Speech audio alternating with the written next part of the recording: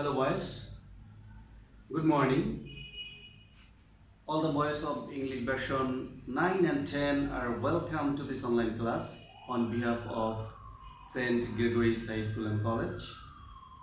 Here I am Muhammad Johor Islam. I'd like to present today the self-purification, one of the most important akhlaq hamidas.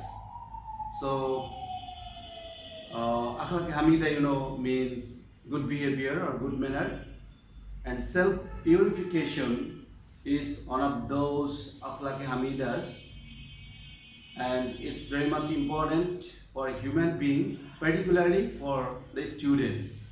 And as you are 9 and 10 grader, so it's very much important for you all. So let's get started today's lesson. I'd like to mention here today's lesson belongs to lesson 14 according to your text, and it's chapter 4, lesson 14. First of all, I have given here some keynotes or keywords. I'd like to introduce before you those words, and also I have mentioned here a Quranic verse from the Holy Quran. Uh, this verse actually the proclamation of Allah the Exalted about self-purification. Those who are actually uh, purified soul, or have gathered or have earned pure soul or purified soul or rectified soul, will be succeeded or will be successful.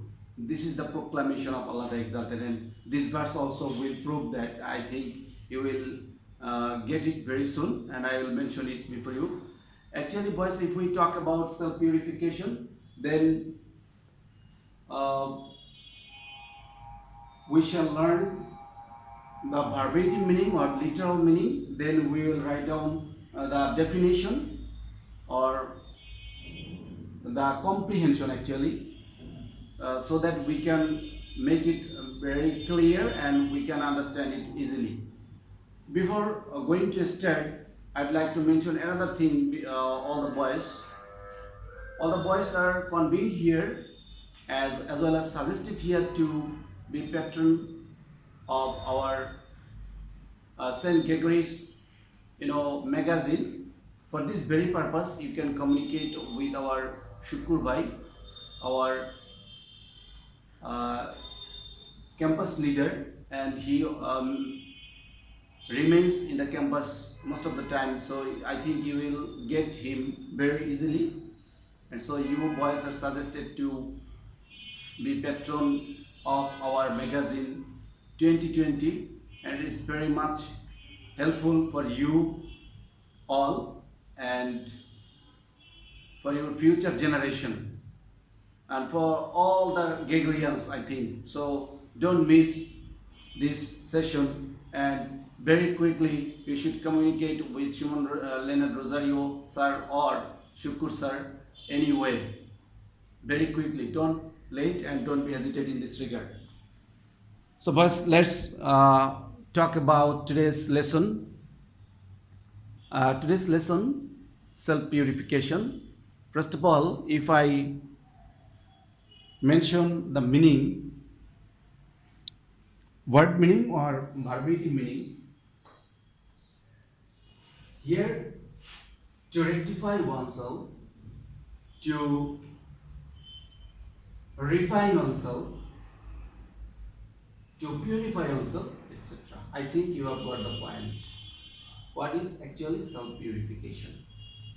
So, if we rectify ourselves, that is our self-purification, or to refine ourselves, that is our self-purification, or to purify ourselves, that is our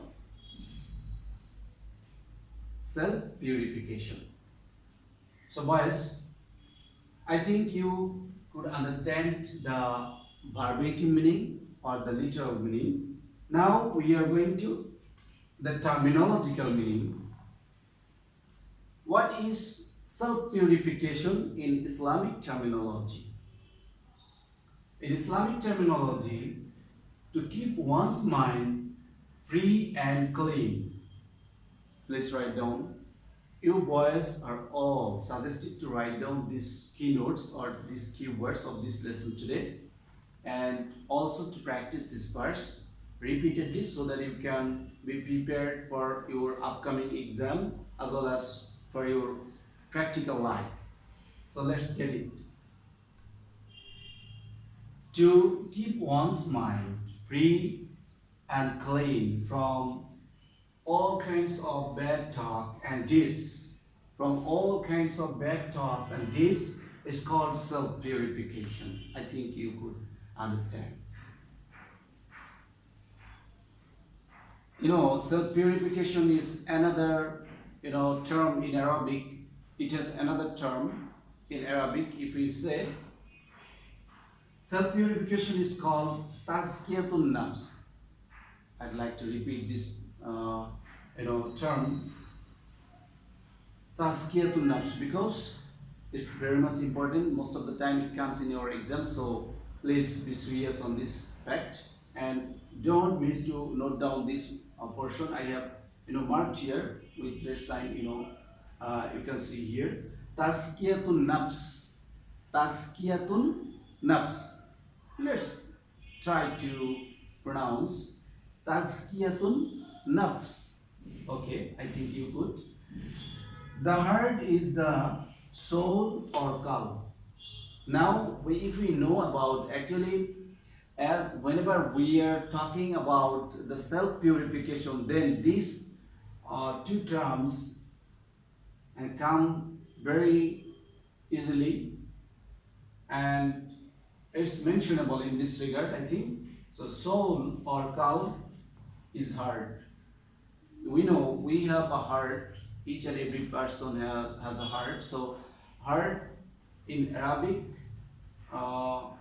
we say qalb, or in English we say soul also.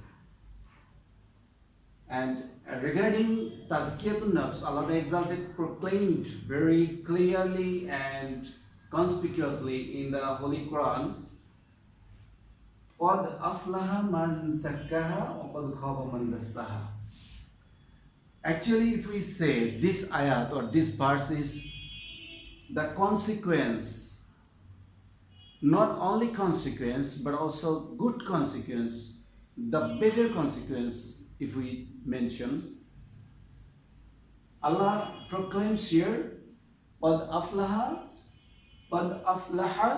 مَنْ زَكَّاهَا وَقَدْ خَابَ مَنْ دَسَّاهَا. قَدْ أَفْلَحَ مَنْ زَكَّاهَا وَقَدْ خَابَ مَنْ دَسَّاهَا.